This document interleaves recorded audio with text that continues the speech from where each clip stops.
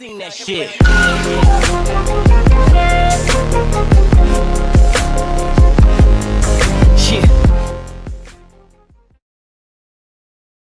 Hello viewers, welcome to video lectures by self teach.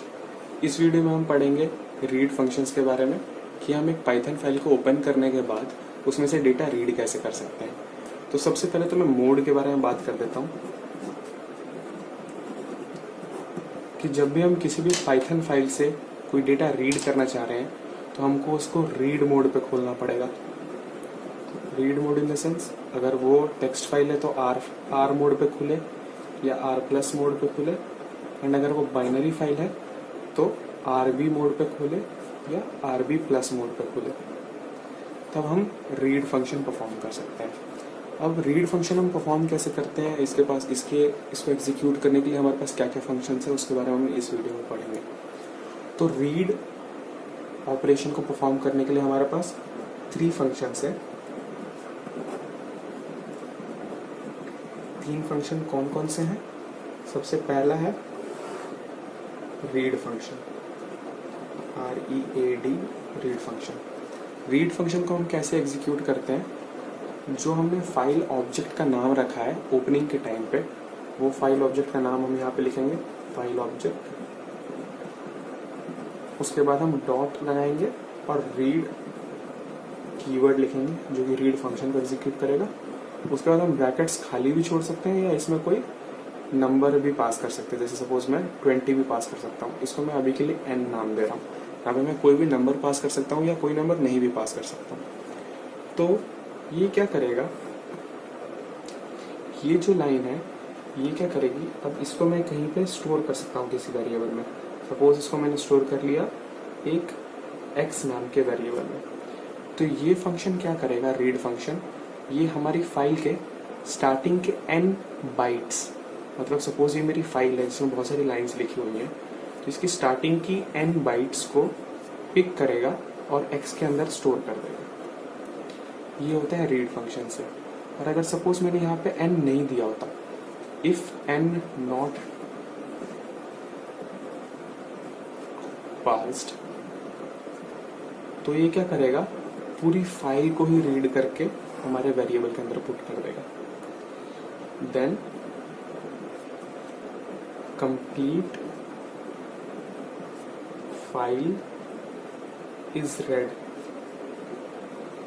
तो read function के अंदर जो हम नंबर ऑफ बाइट्स बता देंगे तो वो उतने नंबर ऑफ बाइट्स को x के अंदर ट्रांसफर कर देगा, और अगर हमने नंबर ऑफ बाइट्स स्पेसिफाई नहीं किए तो पूरी फाइल को ही x के अंदर स्टोर कर देगा। अब ये जो x के अंदर स्टोर हुई है फाइल, ये स्ट्रिंग फॉर्मेट में स्टोर होती है, तो अगर हम x को प्रिंट करेंगे तो हमारी पूरी फाइल प्रिंट होकर आ जाएगी। तो ये था read function. Next function is read line function.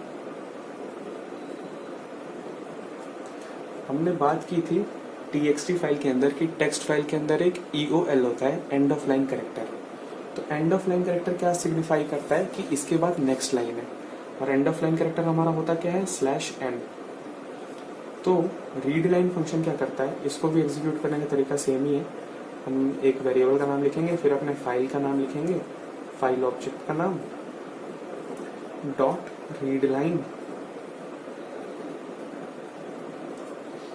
और ब्रैकेट्स। अगर ब्रैकेट्स के अंदर मैंने यहाँ पे भी कोई वैल्यू दे दी जैसे 10, तो वो सिमिलर इसकी तरह काम करेगा, 10 बाइट्स एक्सेस करके x के अंदर स्टोर कर देगा। लेकिन अगर मैंने कोई डेटा नहीं दिया तो ये क्या करेगा, it will read first line या 1 line, reads 1 line from the file. तो ये फंक्शन क्या करेगा, पहली लाइन को रीड करके x के अंदर स्टोर कर देगा स्ट्रिंग के फॉर्मेट में, stores in string format str। अब ये इसको कैसे मालूम चलेगा कि पहली लाइन कहाँ पे खत्म हो रही है, जहां पे उसको ये एंड ऑफ लाइन कैरेक्टर मिल गया फाइल में, वो वहां तक का डेटा x के अंदर स्टोर कर देगा। मतलब जहां पे उसको एंड ऑफ लाइन मिला वहां पे वो सपोज कर लेगा कि फर्स्ट लाइन खत्म हो गई है, तो वहां तक का डेटा x के अंदर स्टोर कर देगा। ये होता है रीड लाइन फंक्शन से। लास्ट जो रीड फंक्शन है that is read lines, plural s।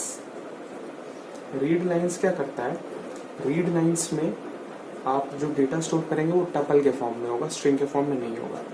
इसका भी सिंटैक्स सेम है, फाइल ऑब्जेक्ट ये फाइल ऑब्जेक्ट वही नाम है जो आपने फाइल ओपन करते टाइम यूज़ किया था। अगर आपको फाइल ऑब्जेक्ट क्लियर नहीं है क्या है, तो आपने हम मेरी फाइल ओपनिंग की वीडियो मिस की है, उसको जाके ज़रूर देखें, उससे आपको समझ आ जाएगा ये फाइल ऑब्जेक्ट है क्या। रीड लाइंस फंक्शन लिखेंगे तो ये क्या करता है, हमारी रीड्स होल फाइल, ये हमारी पूरी फाइल को पढ़ लेता है, रीड्स होल फाइल। लेकिन अगर पूरी फाइल रीड करता है तो इस फंक्शन में और रीड फंक्शन में डिफरेंस क्या है, ये पूरी फाइल को रीड करता है लाइन बाय लाइन। अभी लाइन बाय लाइन का क्या मतलब है, ये जो x में डेटा स्टोर करेगा, ये x हमारा लिस्ट बन जाता है। लिस्ट कैसे बन जाता है, x को जब आप प्रिंट करेंगे तो वो डेटा ऐसे प्रिंट होकर आएगा। अगर मैं x के अंदर, यहाँ पे अगर मैं x के अंदर पूरी फाइल रीड करके प्रिंट करता तो पूरी file as it is print हो जाती। लेकिन अगर x के अंदर मैंने रीड लाइंस करके अगर मैं x को प्रिंट करूँ तो वो ऐसे आउटपुट आएगा। लिस्ट आएगी ये, जिसके अंदर यहाँ फर्स्ट लाइन होगी,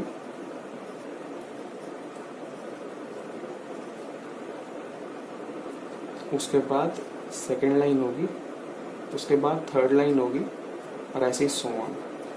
तो रीड लाइंस फंक्शन क्या करता है, रीड लाइन फंक्शन हमारे वेरिएबल में डेटा स्टोर करता है लेकिन लिस्ट के फॉर्म में करता है। वो ऐसी लिस्ट बनाता है जिसमें लिस्ट का फर्स्ट एलिमेंट होता है फर्स्ट लाइन, लिस्ट का सेकंड एलिमेंट होता है सेकंड लाइन, लिस्ट का थर्ड एलिमेंट होता है थर्ड लाइन। अब ये डिवाइड कहाँ पे होता है, कैसे मालूम चलता है कि ये फर्स्ट लाइन है, ये सेकंड लाइन है, ये थर्ड लाइन है, again end of line character के through, EOL, end of line character के थ्रू। जहाँ पे स्लैश एन आ गया वहाँ तक का डेटा फर्स्ट लाइन, उसके बाद अगला स्लैश एन जहाँ पे आया वहाँ तक का डेटा सेकंड लाइन। तो ये 3 हमारे रीड करने के तरीके हैं। इनका इम्प्लीमेंटेशन हम नेक्स्ट वीडियो में देखेंगे। So keep following us for more videos. And अगर आपको हमारे हैंड रिटन नोट्स एक्सेस करने हैं तो नोट्स हमारी वेबसाइट पे प्रोवाइडेड है। ये मैं आपको रिपीटेडली बता रहा हूँ क्योंकि नोट्स काफ़ी यूजफुल होंगे आपको एग्जाम के लिए प्रिपेयर करने में। एंड वेबसाइट का लिंक नीचे डिस्क्रिप्शन बॉक्स में गिवन है। So do visit the website and thank you for watching the video.